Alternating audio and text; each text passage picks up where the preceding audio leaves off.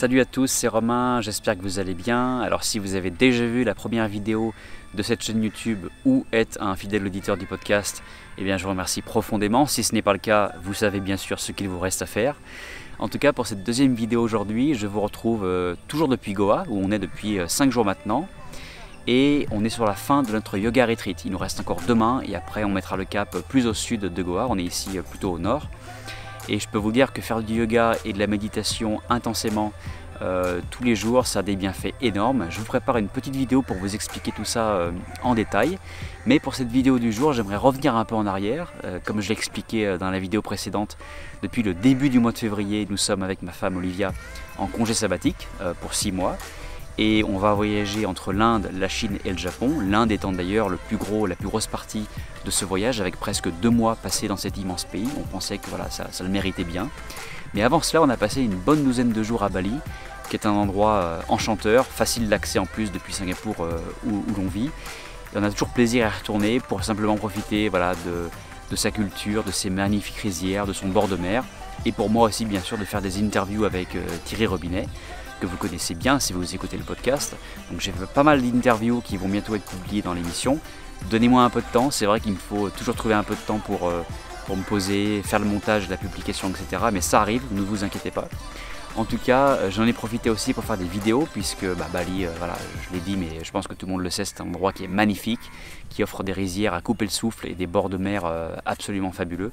Donc j'en ai profité pour voilà, prendre la moto et aller me perdre dans des rizières du sud, près de Canggu, où l'on était, pour faire des belles images aériennes. Donc je vous propose ces images aujourd'hui, comme une carte postale de Bali, des images du bord de mer également, et puis des images de la villa, enfin des villas de Thierry Robinet.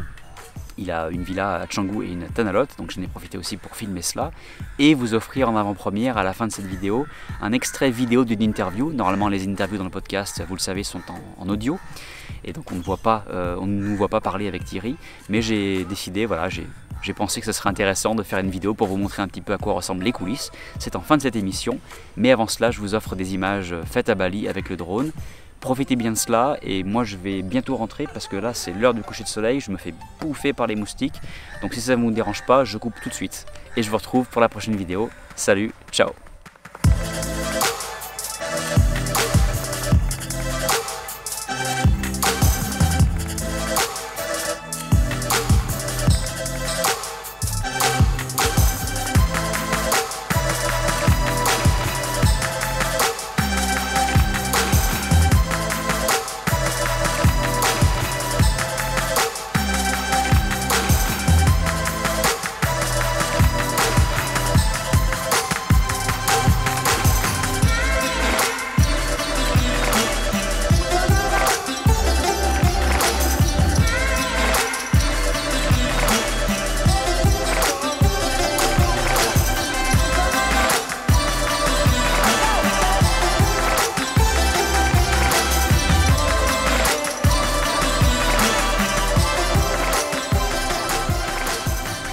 Donc là, c'est une halte, c'est moyen finalement parce qu'il y a beaucoup de touristes qui sont là, il y a beaucoup de petites lodges.